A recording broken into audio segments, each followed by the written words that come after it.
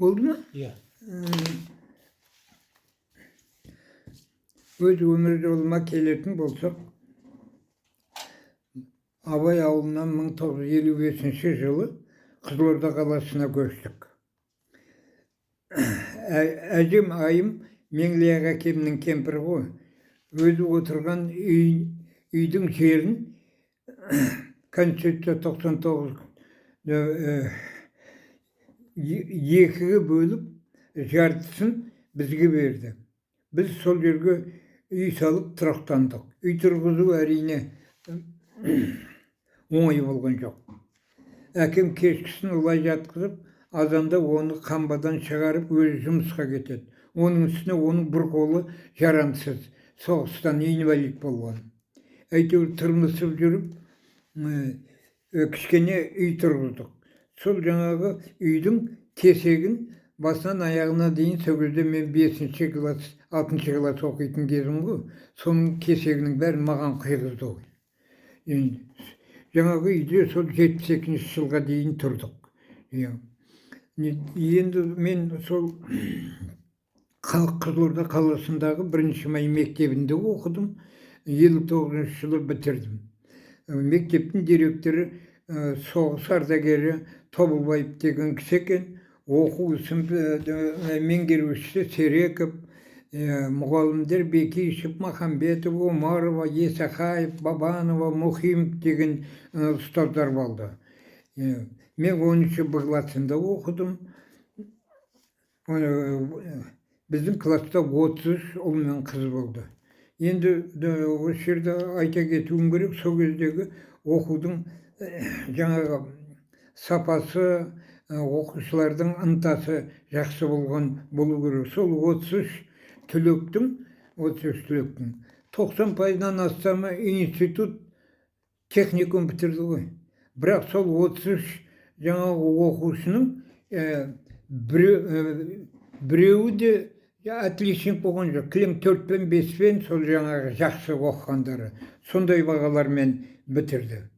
Енді тағы да сол кездердегі жағдай бұлай енді. Ата-ана оқу түрген балалары қайда барады, қай институтке барады, оны дегендей тіпті соған араласпайтын ол кезде ата-аналар.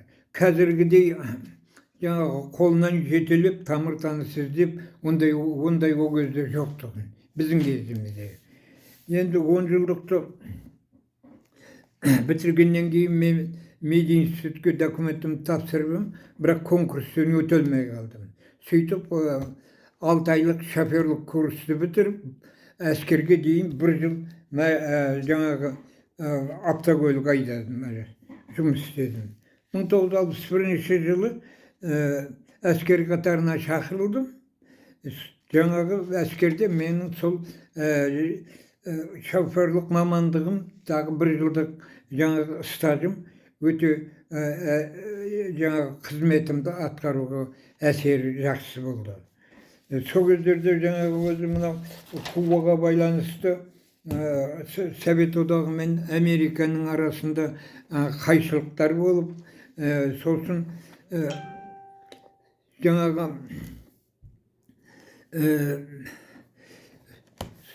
соған байланысты әскердің жаңағы несін, солдаттардың санын көбейтіп, әскердің құрамдарын көбейтіп, қаруландырып, сондай саясат болды.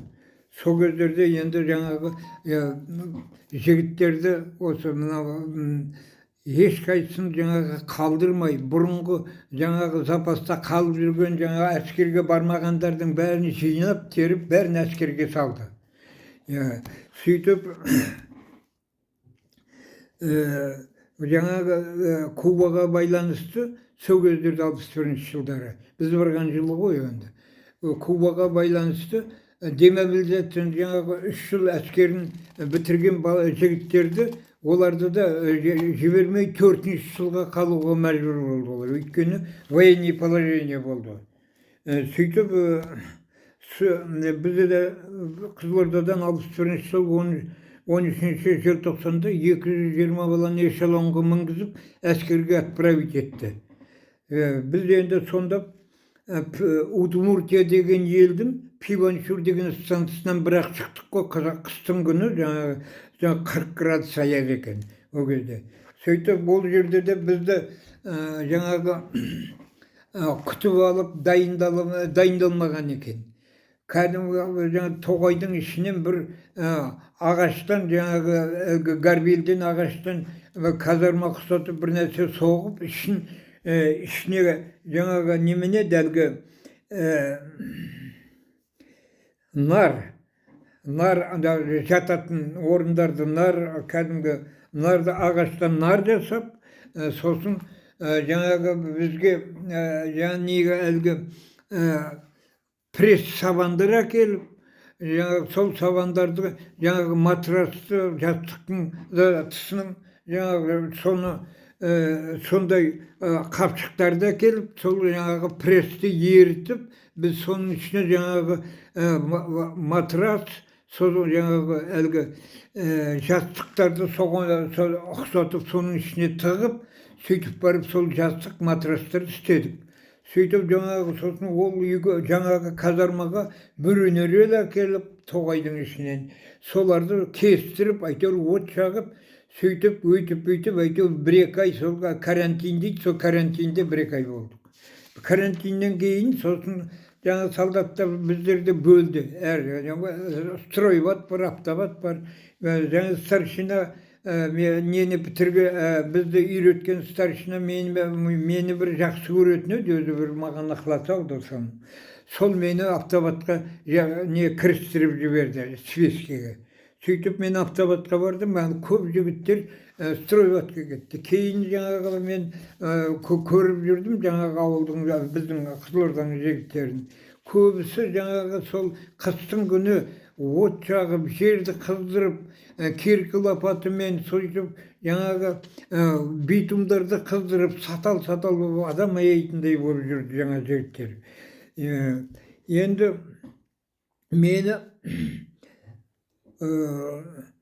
ұлты башқұрт Агеш Мунир деген жігіт 2-ші жыл қызмет жасайды екен.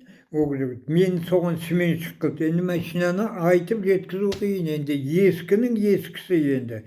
Әйтеуір өйтіп, сол машина мен бұрынғы 1 жылдық тәжірибем бар, әйтеуір жүргізіп отырдық. Енді бір күні осындай бір жағдай болды, енді айтайын. Үлкен карьерден тас таситын болдық. Самосвалға тиіп, жаңағы жаман самосвалға. Келе жатсам, біздің әскери бөлімнің командирі Чаус деген, полковник Чаус. Мен тоқтатып, любой машинаны тоқтатады ғой, ол енді командир ғой. Тоқтатып, мен кабинеме отырды. Машинаның іші алай-түлей түтін. Подъемға шырылдап, әзер шығып келеміз. Командир бөлімнің қасынан, войсковой частың қатынан түсіп қалды. Бірақ обал не керек? Кешке клубта солдаттарды жинап үлкен жиналыс жасағанда айтқаны. Бір кішкене ғана солдат машинасы ескі болғанда, одан ескі машина кездестіру қиын. Шырылдатып, еңбек етіп жүр машинасын. Ешкімнен қалыспай. Ал сендер жаңа машиналармен әртүрлі сылтау айтып, жалтарып, жұмыс істеудің амалын жасайсыңдар, деп анау жаңа ескі солдаттарға айтқаны ғой. Бірақ енді мен туралы айтып тұрғанын біліп тұрдым мен енді. Енді анау жаңа айттым ғой, сол кездегі саясат үкіметтің жаппай қаруландыру деп. Ол үшін Ресейдің жаңағы біз енді мен енді айтып отырғаным, өзі шамалы, өзі 1 жылға жақынды жаңа служба өткеннен кейін бәрін көргенімді айтып отырмын. Ресейдің орман тоғайларының ішіне ракета қондырғыларын орнату үшін жаңағы объектілер салады екен. Оларды жаңағы объектілер салу үшін жаңа ағаштардың, жаңағы машина жүретін жолдардың барлығын ағаштың барлығын кесіп, жаңағы площадканың орнын тазалайды. Сөйтіп, 2 үстімен солдаттарды жұмысқа салды ғой о кезде. Енді сол кезде мен байқағаным, әрі енді көп қой войсковой частьтар о жақта. Сонда кілең онда жұмыс жасайтындар, Өзбектер, тәжіктер, қазақтар, қырғыздар, кавказдықтар. Sen Sovetler Soyuzu'nun yani Odak'ta sürüklükünce жинаған кілем сондайларды салады екен ғой сол кезде. Сол кездің өзінде біз байқадық. Енді бізді сол енді жаңағы неден жаңағы әлгі Удмуртиядан бізді неге Пермь облысы, Пермь қаласының Юг деген станциясына ауыстырды. Сол жаққа ауысқаннан кейін шамалы жаңа машиналар келе бастады. Жаңа машинаға отыра бастадық. Содан енді ол жерде жаңағы площадкалердің бәріне енді қатая бастады тәртіп. Площадкалердің әр қайсысына пропускіні ай сайын өзгертіп тұрады. Атын өзгертеді. Жаңағы пропускінің аты, площадканың аттарын кілем өзенінің аты, Совет одағындағы өзенінің аттарынан. Сосын сол площадканы былай қылады енді. Үш қабат жаңағы үйдің биіктігіндегі жерді қазады екен. Өзіміз көрдік қой енді көзімізбен, биіктігін, тереңдігін. Сол жерге жаңағы төрт бұрышты ма жаңағы неден бетоннан құйып шығады жаңағы қазған жерді әдемілеп. Соның үшін кафельдейді. Сосын сол жерге ракета орналастырады. Ракетаға баратын жерді кәдімгі бетон болғанда бетонный плиталар жаңағы сол жерге сол бетонный плитамен жол салады. Жаңағы ракеталарды алып баратын. Сөйтіп оны біткеннен кейін сол жердің барлығын искусственный жапырақ талдармен искусственный көмкеріп сол жерді жаңағы маскировка жасайды. Құрылыс біткенде Москвадан вертолеттен келіп жаңағы Министерство оборонынан кеп тексереді әуеде жүріп. Егер сол жерде білінетін болса қалған жан-жағындағы тоғайдан, онда қабылдамайды. Осындай жұмыстарды көзіміз көрді. Енді бұл әскердегі жағдайды мен әдейі айтып отырмын. Бұның бәрі құрдымға кетті ғой енді қазір онымен біздің қазір мемлекеттің ешкім жұмысы жоқ. Бұның бәрі мені кейінгі мынау жастар балдар біліп отырсын, Совет одағының кезінде қандай болған дегендей оймен жай айтып отырмын. Онан басқа бұның қызығы жоқ ешкімге қазіргі жағдайда. Енді әскерден келгеннен кейін мен 1966 жылдары Алматының кооперативный техникумына түстім. Ол кооперативный техникумды 1969 жылы бітірдім. Бітіріп Қызылорда облпотребсоюзына направлениемен жұмысқа орналастым. О кездердегі бастығы Искендеров, Бексұлтанов, Шарыққұлов, бөлім басшылары Тұрғанбаев, Оспанов, Сабырбаев, Бүркітов деген кісілер екен. Алғашқы жұмысымды телеграмма жазып Бексұлтанов Первизантовын Бексұлтановқа кірдім. Ол алдындағы кісілердің шаруасын бітіргесін телеграмманы ұсындым. Оқып маған бері жақында деп телеграмманы қайта жазып түсіндірді. Мен нүктесіне нүкте, точкасына точка қойып, хат сияқты жазғанмын ғой. ЗПТ, ТЧК, ДВТЧК дегендерді білмеймін ғой. Уақыт өте араласа бастадық. Аудандарға командировкаға шығатын болдық. Тапсырмаларды тиянақты орындауға тырыстық. Менімен қатар сол кездерде Сақтағанов, Әбілханов, Ғаниев, Қараманов, Абсадықов, тағы басқа көптеген жас мамандар аппаратты бірге жұмыс істедік. Біздің шыңдалып, жақсы маман болып қалыптасуымызға жоғарыдағы аға буындардың көп пайдасы тиді. Араласа бастадық, дастархандас болдық, бірге командировкада сөйлестік, жақындай түстік. Бұлар өмірдің қызық шырығын көрген, әбден пісіп қайнауы жеткен, аудандарда басшы қызметтерде болған екен. Жаңағы ағайларды айтып отырмын. Осылардың өзара сөйлескені, қақпайлап әзілдескені бір-бірімен, жазу стильдері бәрі бізге үлкен сабақ, тәлім тәрбие болды. Бұл оқу университет бітіргендердің оқуынан бұл оқу өте қажет екен жас мамандарға. Тіпті адамдар жұмысқа келгенде жаңағы үлкен кісілерді айтып отырмын, жаңағы аға буынды.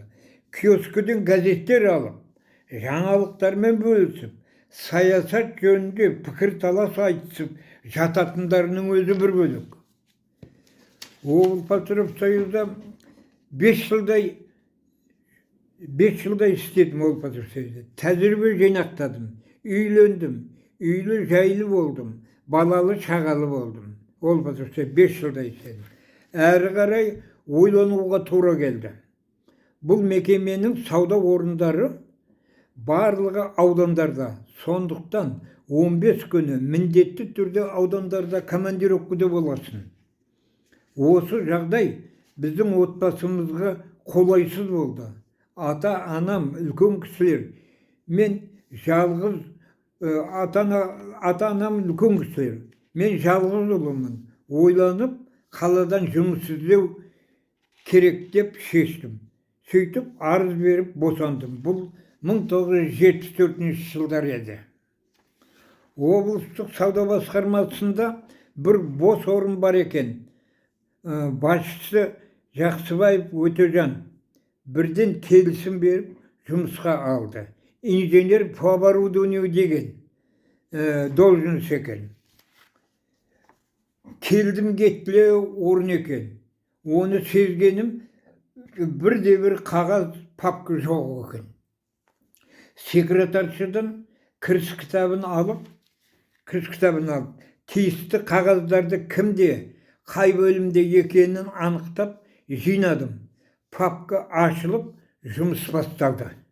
Бастығыма телеграммаға қол қойдырып шықтым. Жаңа бастығым Жақсыбаевқа.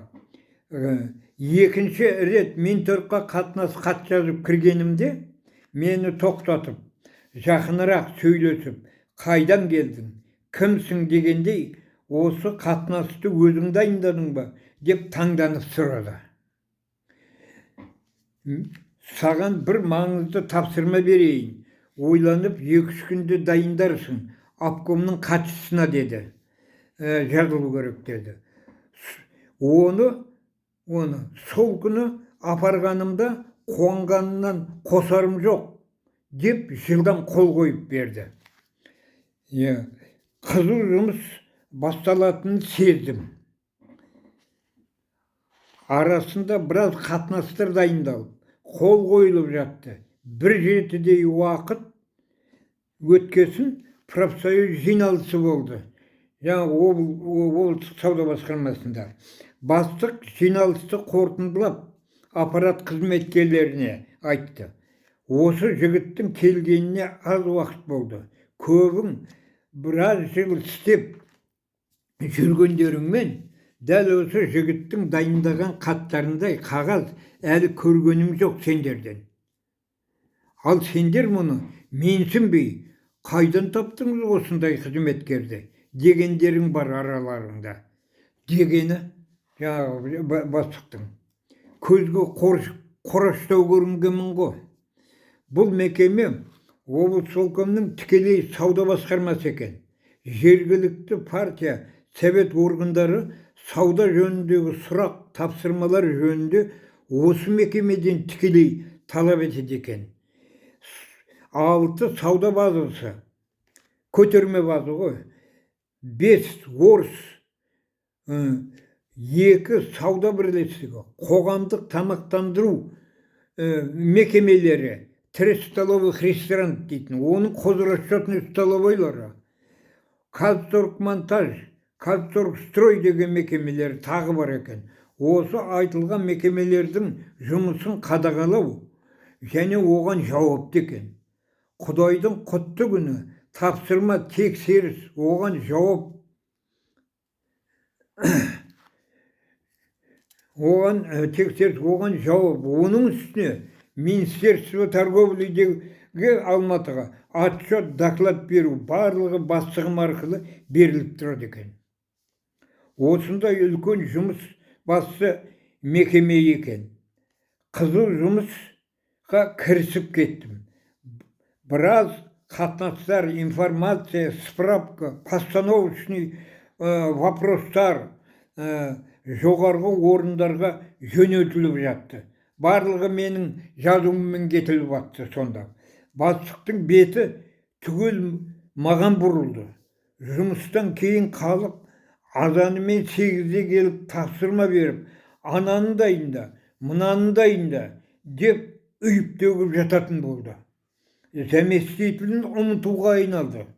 Оны квас, газбада, тағы басқа сауда қалай жүріп жатыр деп сондай майда-шүйде жұмысқа жұмсайтын болды.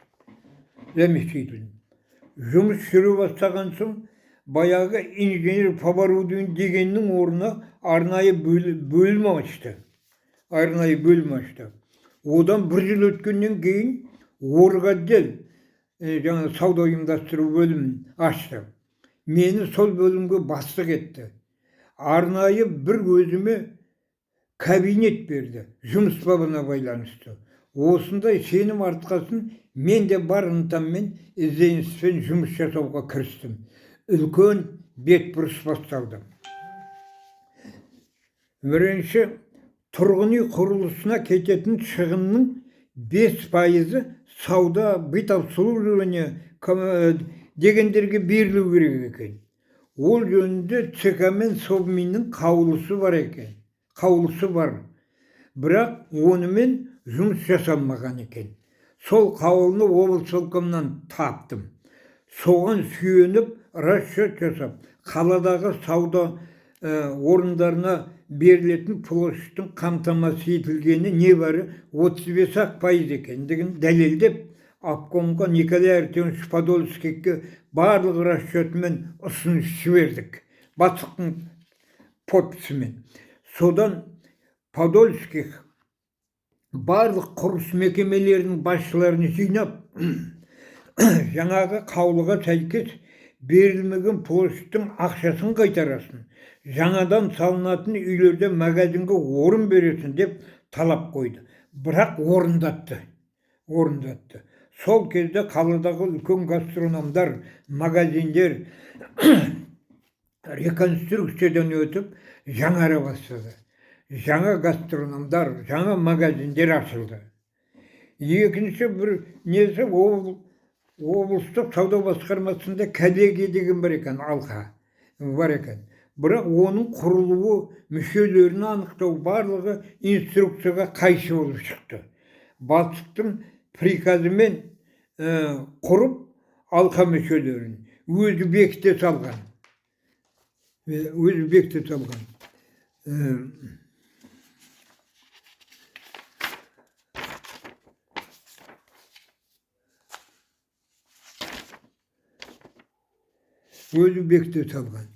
Министерство торговли, жаңағы сауда министрлігіне бардым Алматыға. Содан сол инструкцияны таптым, ана коллегия туралы. Сол облсполкомның шешімімен жаңағы коллегияның мүшелерін, коллегияның инструкциясын бәрін бекіттіріп, сауда тәртібін жаңағы бекіттіріп, сол инструкция бойынша жаңа коллегияның жұмысын сол бойынша реттеттірдім. Енді сауда тәртібін сақтау, технологиялық мұздатқыш жабдықтардың үздіксіз жұмыс жасауын қадағалау, социалистік жарыс, үздік сатушыларды анықтау, конкурс жүргізу, сауда орындарында алдыңғы қатарлы технология қолдану, специализация, самообслуживание, тағы басқа жұмыстардың барлығы маған итеріле бастады. Одақтық сауда қызметкерлерінің семинар совещанияларына Москвада, Киевте, Минскіде, Ригада өткен семинар совещанияларға қатыстым. Республикада Қарағандыда, Ақтөбеде, Көкшетауда, Целиноградта, Ақтөбеде бірнеше мәрте сондай семинарға қатыстым. Облысполкомның референттерімен қоян қолтық жұмыс жасадым. Совет саудасының үздігі, еңбек ардагері медальдарымен, бірнеше мақтау грамоталарымен де мадақталдым. Москваның Совет сауда институтын бітірдім. Осылай облыстық сауда басқармасында 14 жылдай орготделін басқарып, марқұм Жақсыбаев Өтежанның оң қолы, жәрдемшісіне, оның жұмысын ұйымдастырушыға айналдым. Өтекең айтатын, сені басқа бір мекемеге жіберейін десем, өзімнің қолым кесіліп қалады деп. Осы мекемеде алған тәжірибем, білген түйгенім, сауда жөнінде менің білетінім, осы ұққаным, осы бір шыңы десе де болады енді. 1985 жылы Еркін Нұржанович Әуелбек облысқа басшы болып келіп, көптеген басшылар лауазымынан айырылып, үлкен дүрбелең басталған. Жақсыбаев Өтекең пенсияға жіберді. Орнына тәжірибесі аз Ячковская Валентина Михайловна отырды. Подольских облыс опырыққа кетті. Орнына Макаренко келді. Ол соңына бірге істеген Мамед Касановты ертіп әкеліп, облыстық сауда басқармасына бастық қылды. Ячковская босатылды. Бұл 87 жылдар еді. Мен Промтовар бірлестігінде бұл кездерде коммерческий директор лауазымын атқарып жүргенмін. Жаңа басшы жас сауатты көрінді. Келе сала сауда мекемесінің финанс жағдайын зерттей бастады. Расында да сол кезде банкрот болуға жақындап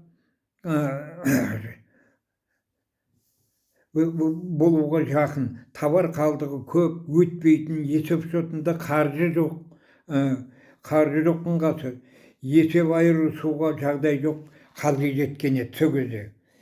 Осы жағдайда министерствоға, облысполкомға жеткізіп, түсіндіріп, келісімін алып, өтпейтін тауарлардың бағасын төмендетіп, сатып, қалдықты азайтып, сауда бірлестіктерін жойып, орнына бірнеше шаруашылық есептегі сауда орындарын ашты.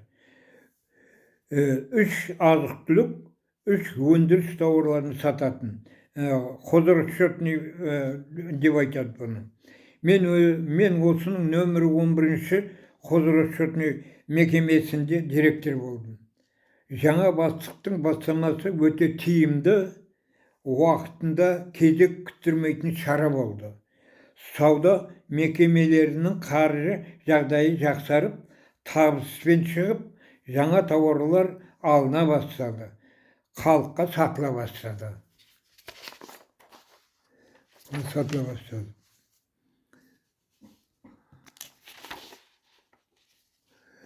Осы айтылып отырғандар менің өмірім. Білемін, бұның қазіргілерге қызығы жоқ, бәрі құрдымға кеткендер жайлы. Жаңа заман, жаңа өмір басталды. Жаңа көзқарастар дегендей. Кейін мені Горкопторгқа жіберді. Ол мекемеде 92 жылдан 95 жылдың соңына дейін істедім. Тоқырап, қолдырап, мемлекеттің шаруасы да тығырыққа тіреліп жатқан жылдар еді. Барлық өңірде кәсіпорындар, шаруашылық mekemелері де банкрот болып жабылып жатты. Сонымен Горкоптовта банкрот деп жарияланып, әрқайсымыз әр жаққа басқамызбен тарадық. Өмірімнің көпшілігі сауда саласында өтті. Бұған өкінбеймін. Жалпы өмірге келгесін өмір сүру, халқыңа, еліңе пайдаң, жәрдемің тию деген қағидалар бар ғой. Осы тұрғыдан алғанда сауда жүйесінің маңызы өте зор. Халыққа, мемлекетке де тиімді, қажет. Сауда халықты асыраушы, қажетін өтеуші. Саудасыз өмір, тіршілік жоқ. Ал мемлекетке түсетін пайданың 90% саудадан деп Сейілбек Шауқаманов ағамыз өзі айтып кеткен. Оразов, Тәнеш, Омаров, Аймырза, Құтманбетов, Әбжәми, Қожахметов, Наурыз, Жақсымағамбетов, Бимат, Хамидов, Ашур сияқты көптеген осындай азаматтармен қатар қызметтес болдым. Осылармен бірге қиыншылығы мен жақсылығын басымыздан бірге өткіздік. Шүкіршілік айтып, жаңа заманда жастардың ісін көріп, бақылап, ризашылығымызбен, қарттық ақылымызбен бөлісудеміз. Жасым 84-ке таянды. Қосағым Шәркүл екеуміз Құдайдың қалауымен аман есен келе жатырмыз. Ұлым Алданбек, келінім Айгүл кәсіпкерлікпен айналысады. Немерем Серікбол 10-шы сыныпқа, Нұрболым 7-шы сыныпқа оқуға барады. Отбасы шаруасы бірқалыпты, аманшылық болса, ойдағының бәрі орнына келеді. Әкем орынбасар мен үлкен әкем Меңлияқтың тәрбиесінде болдым.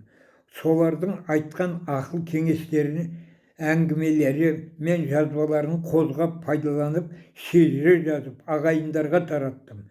Жадыңда сақта, жас ұрпақ, аманат, Асқар тау әкем арқа сүйер мақтанышым еді атты кітап жаздым, тараттым. Республикалық жергілікті газеттерде көптеген мақалалар жаздым. Қысқаша қорытындылайтын болсам, біраз жас жасадым, яғни 80-нен асып 90-ға аяқ бастым. Көпшілікпен аралас құралас болдым. Әртүрлі адамдармен, дос-жарандармен өмірімді бірге өткізіп келемін. Ата мен әкенің тәрбиесінде болдым. Ағайынның азарын да, мазағын да көрдім. Жұмыс бабында жүрген ортамда өзгеге ор қазғыш, арам ниетті, пейілі тар, өсек аяңға құмар адамдардың да шырмауына іліктім. Ондайлармен қарсыласып, бас ауырту бекершілік екен. Өз жолыңды өзің таңдап, бір Құдайды өмір сүрген абзал. Аққа Құдай жақ дегенде ең бастысы өзің таза болуың қажет. 20 жылдан астам сауда мекемелерінде басшы болдым. Қолымнан келгенше ағайын жекжат, жора жолдас тағы басқа сұраныстарын қанағаттандыруға баса мән бердім. Сол кездегі аға буындар біледі, тапшылықты көбісі басынан өткізген. Әкем орынбасар ақкөңіл кісі болатын. Кісі қамын өз қамынан бұрын ойлайтын. Сондай бір ғажап адам болатын. Маған әрдайым айтып отыратын. Көп адамға жақсылық жасадым. Адамнан қайтпайды. Алла тағала ескереді. Алладан қайтады. Жақсылықты Алладан күт деп айтып отыратын. Өмірден көрген түйгенімді айтып отырмын. Заман өзгерді. Ел жаңарып, жастар бейімделе бастады. Бетбұрыс тіршілік бұрынғы заманда емес. Әркім өз әл-ауқатын, жағдайын жасауға жағдайын жасау бір жағдайын бірінші орынға қойды. Оған мүмкіншілік туды. Өзің үшін, өз отбасың үшін қимылдайсың. Шүкір, балаларым осы заманына сай жұрт қатарлы тірліктерін жасап, ұлдарының келешегін ойлауда.